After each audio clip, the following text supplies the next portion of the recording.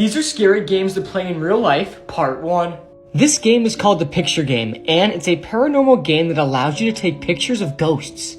To play the game, you will need at least 2 people and a phone with a flash. Then find an empty room and sit directly across from each other. Then turn off the lights and hold hands and say, "I trust you" to each other. Now say, "The door is open, please come in" 3 times at the same time. Now open your eyes. Whatever wanted to come into the room is now in there. Now each of you grab your phone and take a picture of each other while saying, "I caught you." Now do this 3 times each. Now both of you close your eyes again and say, "It's time to go home." Turn on the lights and then look at the photos you guys took of each other. One of you would then see a ghost standing behind you, and the other one won't, but the person that has the ghost behind them will experience paranormal activity for at least a week. Now the ghost won't harm you at all, but it would do its best to completely terrify you. So are you playing this game? Because I'm definitely not. Murder conviction was overturned after the eyewitness was found to be legally blind. A man from Chicago spent 12 years behind bars due to eyewitness testimony from someone who was found to be legally blind. Darian Harris was just 18 years old when he was convicted of the murder of Rondell Moore. Rondell had been shot at a petrol station in 2011 and had passed away. Darian was previously sentenced to 76 years in prison for the crime and is now 30 years old. However, a recent revelation changed all of that. The eyewitness, Dexter Saffold, proved crucial in the murder conviction and picked Darian out of a police lineup just a few days after the killing. Darian's family, though, maintained that he'd actually been at home watching the NBA playoffs during the time of the killing. Darian had just been about to graduate high school when he was accused of the murder. Dexter was later found to have been legally blind during the fatal shooting. It transpired that he had markedly reduced vision, especially at night. Prosecutors are reportedly planning to retry Darian on the murder charge. I was stranded in an airport for 18 years. My name is Mehran Karimi Nasri, and I was born in 1942 in Iran. My story is quite unique. In 1986, I attempted to travel to England to seek political asylum, but unfortunately, I lost my documents during a layover in Paris. Without proper documentation, I found myself stuck at Charles de Gaulle Airport. The French authorities couldn't allow me entry into France, and I couldn't return to Iran as I feared for my life. So, I remained stranded in the airport transit zone from 1988 to 2006. Over the years, I learned to survive in this confined space, relying on the generosity of passengers and airport staff for food and other necessities. My life was marked by a daily routine of sleeping on a bench, reading newspapers, and writing in my journal. My story garnered international media attention, inspiring the movie The Terminal, starring Tom Hanks. Eventually, in 2006, I was hospitalized for health issues, and the French authorities granted me permission to reside in France. Since then, I have been living in a shelter, attempting to rebuild my life after those long years spent in the airport.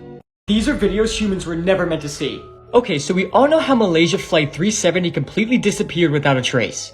Well, the video I'm about to show you shows what people are saying is Flight 370 disappearing through a portal with 3 orbs rotating around it. Do you think this video is real or fake? Either way, it's extremely interesting and it's completely going viral. Here it is.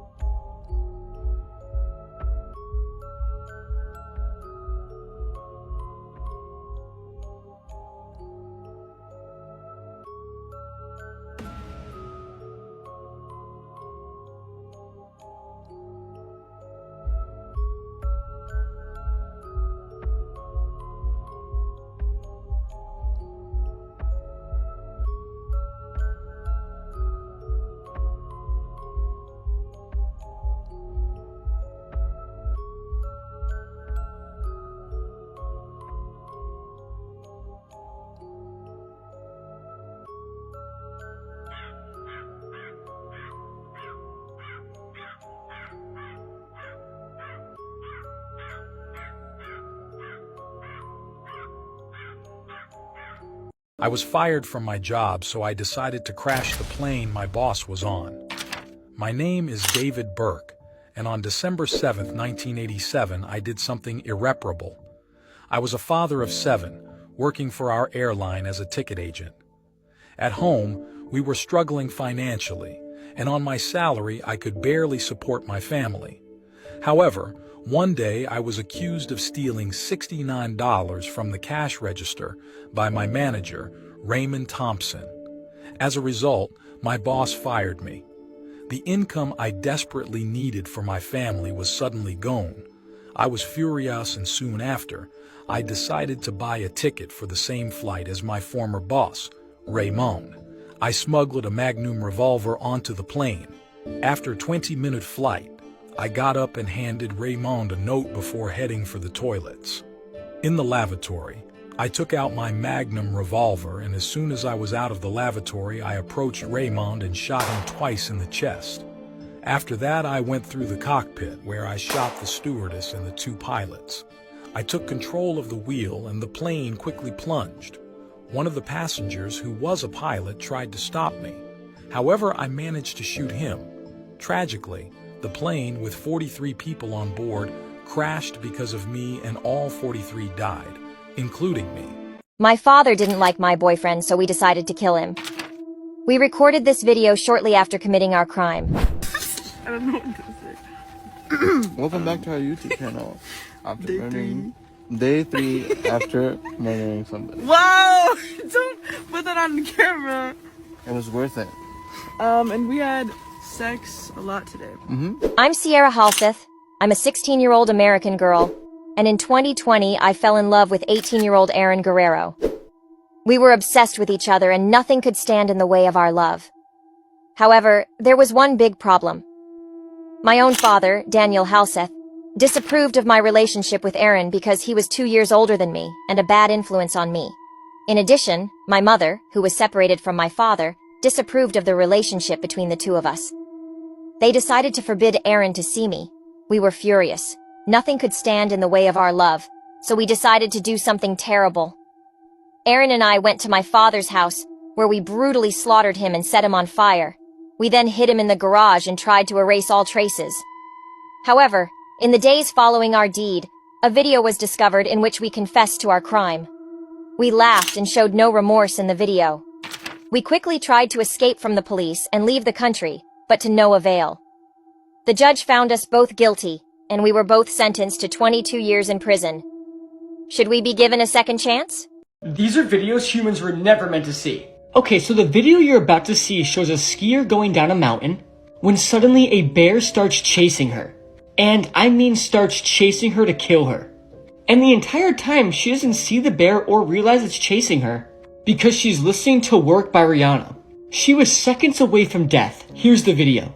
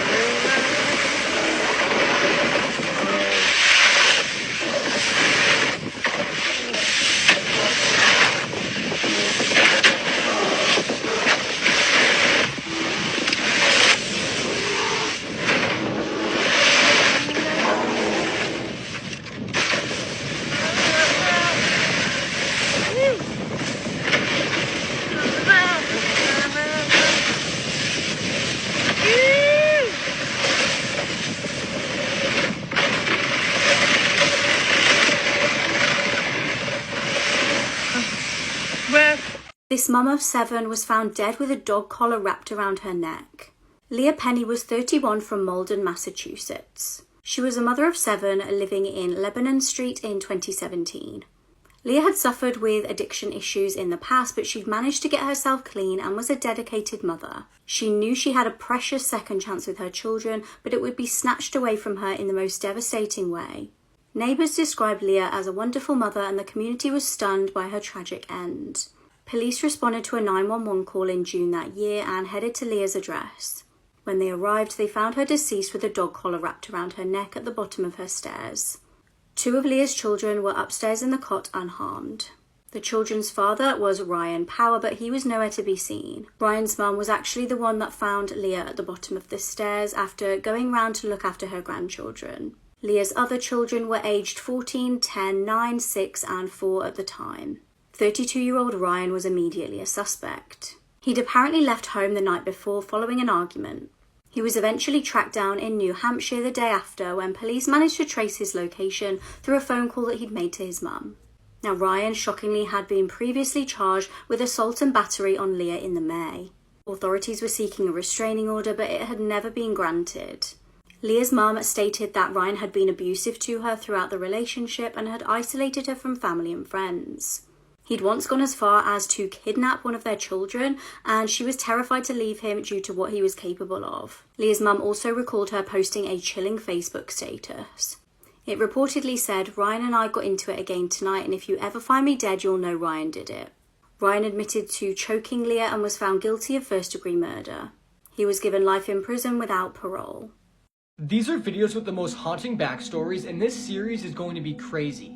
This is security footage of Luca Magnotta kidnapping a man named Jung Lin before making the infamous one lunatic, one ice pick video.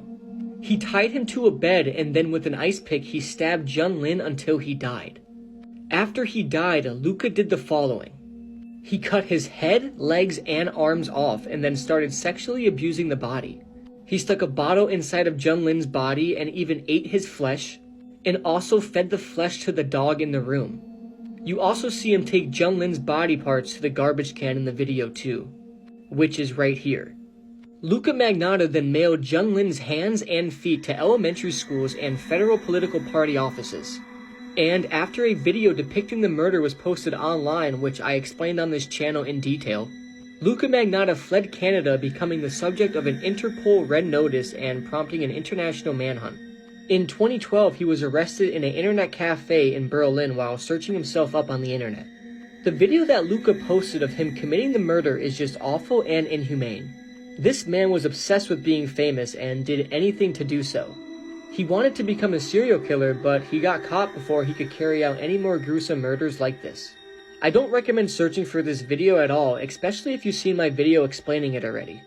But if you're interested in this case, there is a Netflix documentary called Don't F With Cats that explains the case start to finish, and I highly recommend watching that instead of the one lunatic, one ice pick video.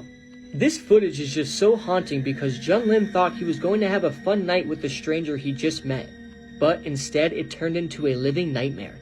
And what's even more sinister is that this wasn't a random murder. Luca planned this before Jung Lin even arrived at the place he was staying at. This girl from Nuneaton was last seen alive on her Ring doorbell. Within an hour, she would be dead. Megan Newborough was 23 years old and a bright HR advisor. She met her colleague 30-year-old Ross McCullum at work. The pair initially got on and started dating. Just a few weeks later, things would end in tragedy. She left the house reportedly in a great mood on Friday, the 6th of August 2021 at around 7:30. She told family she was just going for a walk. Tragically, she had no idea what was about to happen to her. Obviously, when she failed to return home, alarm bells started to ring. Her family made numerous calls, but nobody had seen her or heard from her.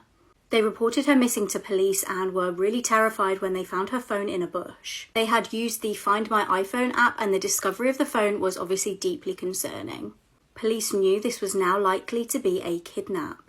They decided to speak to Ross, as the pair had been dating, so he was an obvious person of interest. He told police that she had been with him that evening, but left at 9 p.m. to get a McDonald's. He denied seeing her since then. Now, Megan's phone actually had messages off Ross that evening, and he left her a voicemail to say how much he loved her. However, police were obviously incredibly suspicious. After he was extensively interviewed, he eventually confessed to killing her. It transpired that Megan had gone to Ross's house where he strangled her and cut her throat. He then coldly texted her phone to tell her how amazing she was in order to throw police off the scent. He then put her body in her car and drove to a remote location where he dumped her body. He threw her phone into that bush on the way. He was captured on CCTV changing his clothes by her car. After then ditching the car in Loughborough, he casually got a taxi home.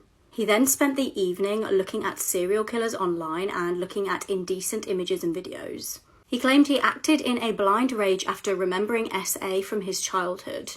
He was jailed for life with a minimum of 23 years, and multiple inmates have reported that he has bragged about the killing while inside prison.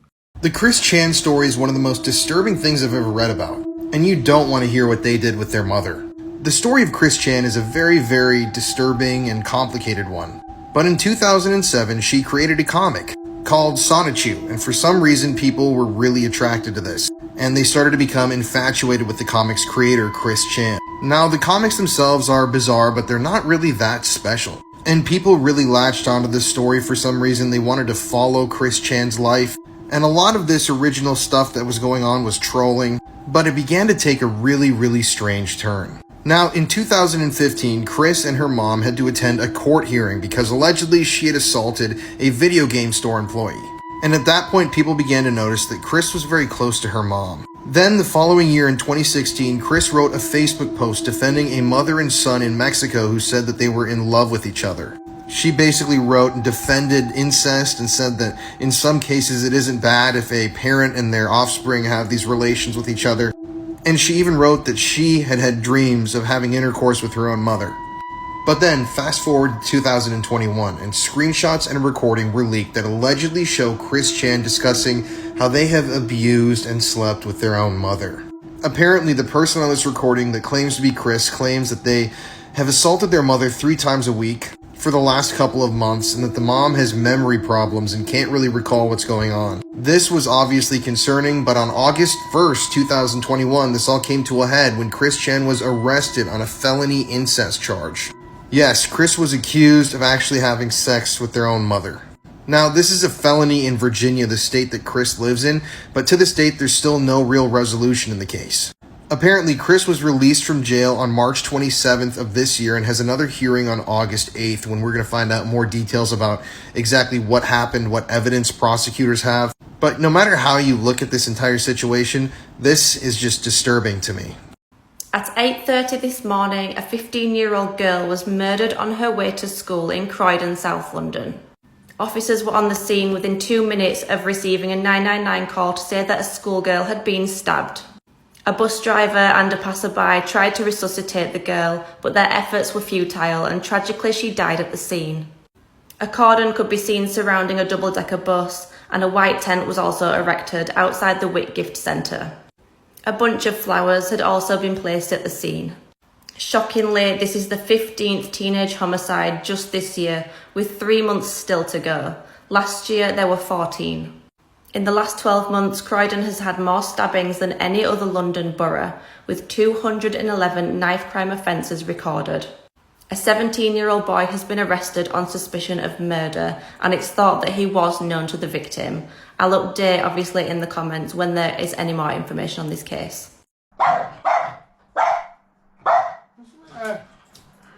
What? Look in there, mate.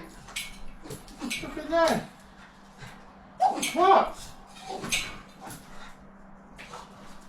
Look in there. This pair did on Christmas Eve is like something out of a horror film. It was Christmas in Washington State in 2007. Families were gathering together in anticipation of the big day and sharing gifts. However, 29-year-old Michelle Anderson and her boyfriend had an entirely different idea of what they would do during the festive season. Michelle's boyfriend was Joseph McEnroe. The pair headed over to Michelle's family home on Christmas Eve.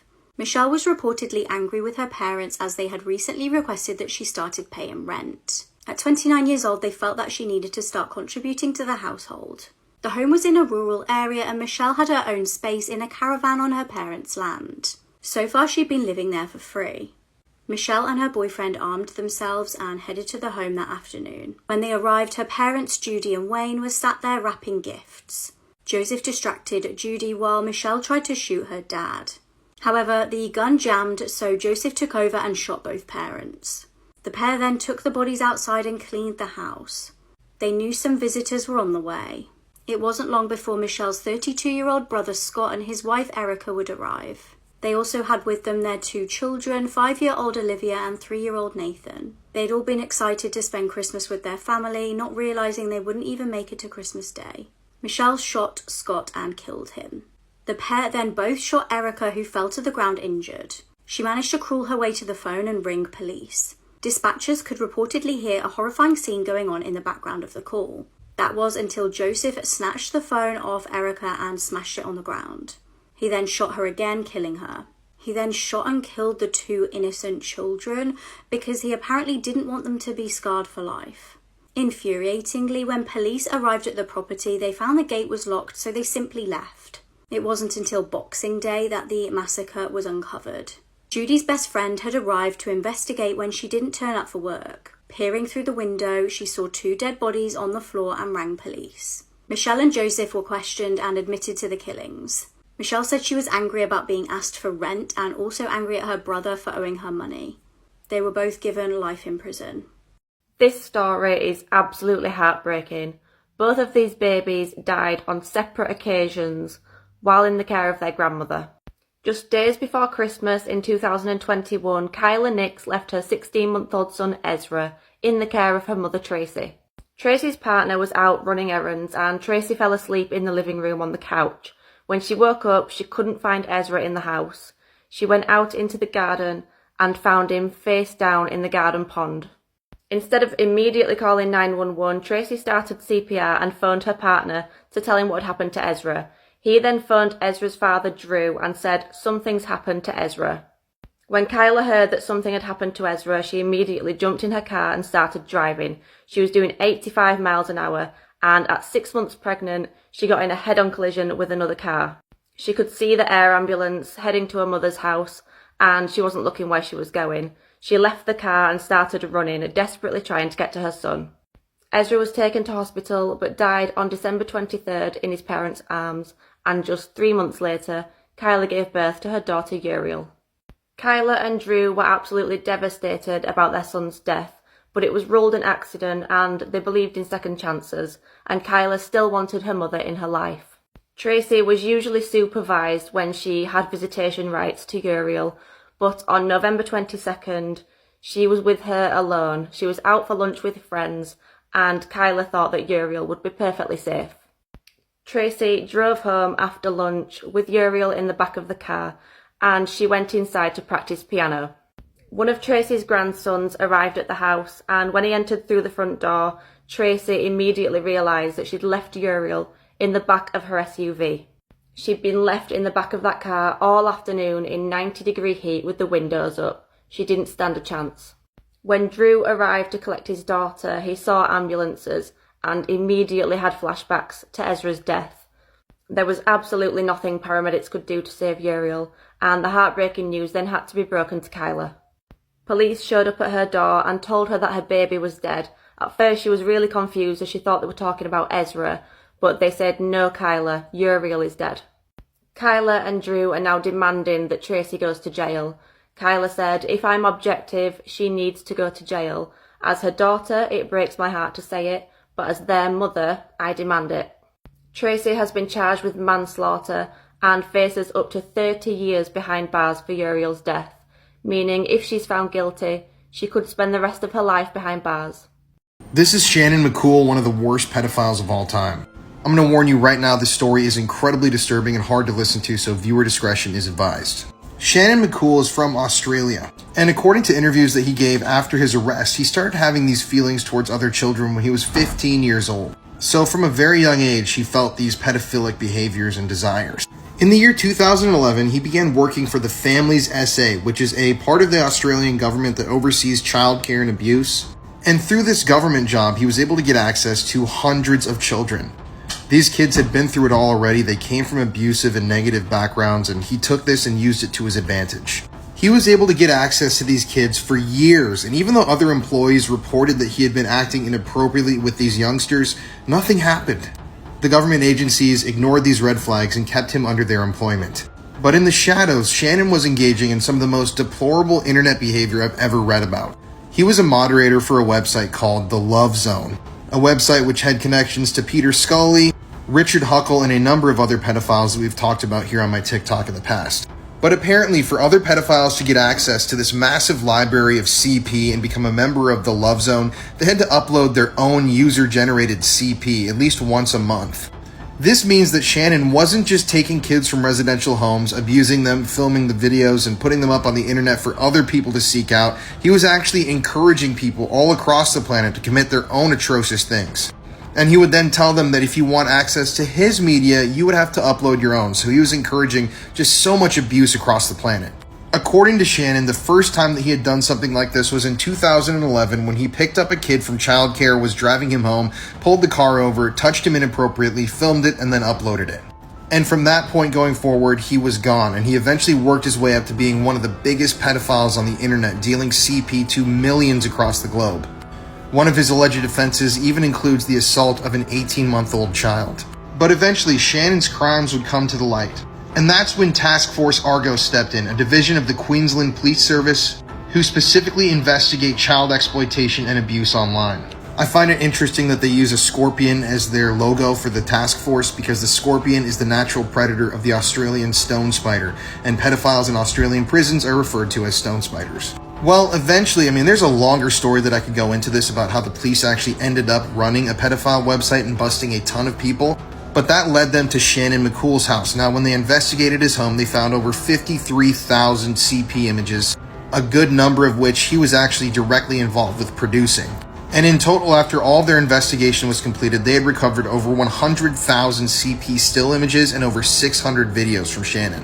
In 2015, he received 35 years in prison for his crimes, but recently his sentence was slashed. And I don't think that he'll be in there long enough.